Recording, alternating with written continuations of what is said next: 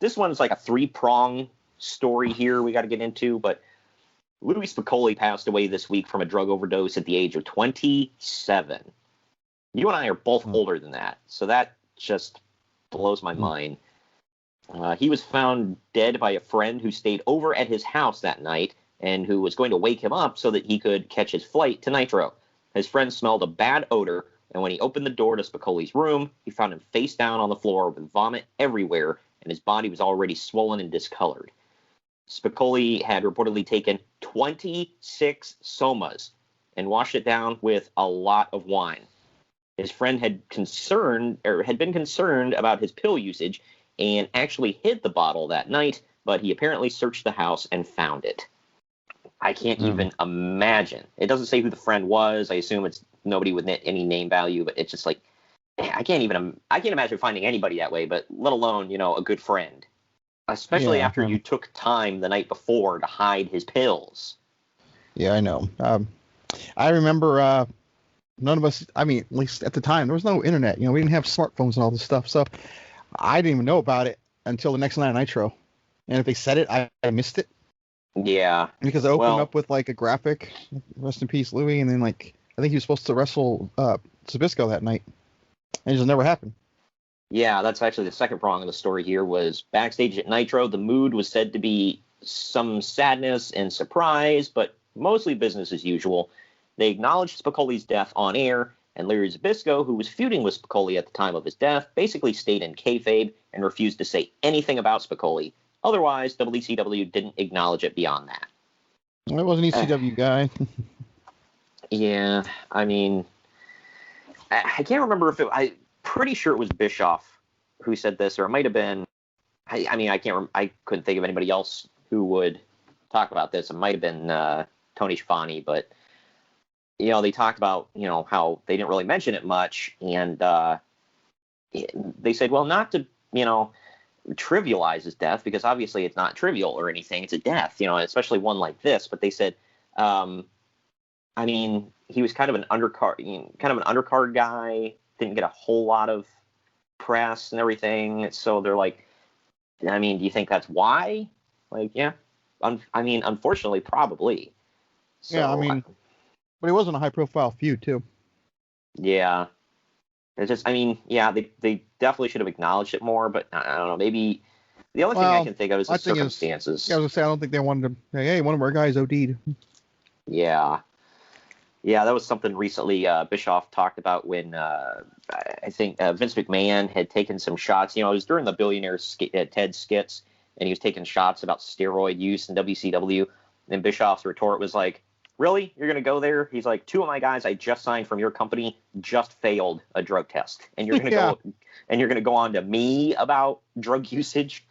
So, yeah, the third prong of this Louie Spicolli thing was that his death had naturally led to a lot of discussion within all of the companies this week about how to handle drug problems that are so common in the business. Bischoff claims that he was unaware that Spicolli had any history of drug issues. All right, I'm going to pause right there. I find that hard to believe. Like, apparently this was, well known for years. Hey, Spicolli is, doing a lot of things. I know he was in WWE as a jobber for quite a while, too. Yeah, well, apparently that's why he got fired from WWE, was drug usage. So how did Bischoff, his boss, not have any knowledge of this?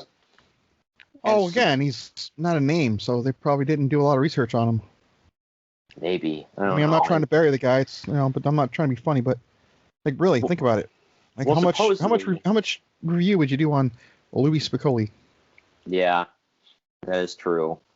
But yeah, apparently, and this is just a rumor. I'm going to preface that. But he did a lot. Oh Lord, what did Uncle Dave say?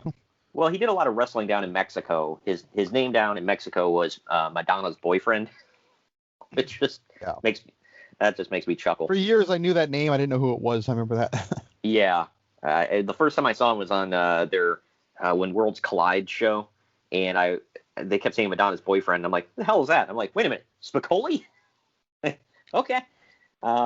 Wasn't T.L. Hopper at one point the dirty white boy? You just never know. Yes. You never know who these guys are.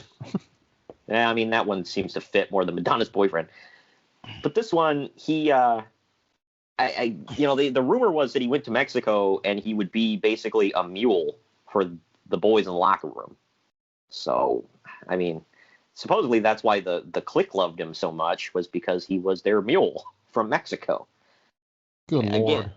Again, this is all rumor and innuendo, but I mean, that doesn't sound super far-fetched. It also explains why they put him with Scott Hall right away. No, also, if you go back and watch his stuff in WCW, I feel like he was like only with Scott Hall. Not like with the NWO, with Scott Hall. Yeah, good buddies, I'm sure. Yeah, well, let's not touch that obvious low-hanging fruit, please. Gosh. Bischoff also says that WCW randomly drug tests its stars, and all wrestlers take mandatory drug tests when they sign. He also denied that anyone has contract stipulations that they won't be tested. He says that when WCW wrestlers fail drug tests, it's not publicized due to a confidentiality agreement that wrestlers who fail are required to attend educational classes. Spicolli was allegedly tested twice during his time with WCW and passed both times, although he had a prescription for the somas, so having that in his system wouldn't be considered failing. WWF had acknowledged that they were aware of Spicolli's drug problems and even discussed it with him before releasing him last year, and in fact, his out-of-control drug problem is the reason why they eventually fired him. Damn, man. Yeah, so... there's a lot there. Yeah, there's a lot to unpack, but first of all, I mean, again, with a low-hanging fruit, it's when Bischoff was like, well, we drug test all of our stars.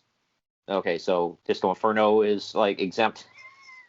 I'm sorry. Wow. And Conan? He was over his F in Mexico, all right?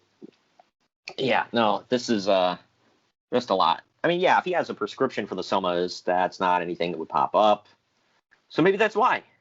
I don't think the drug test tells you how much they have in their system. I mean, I could be wrong. I'm not super familiar with how drug tests work. I haven't taken a lot in my life, but yeah, I don't know.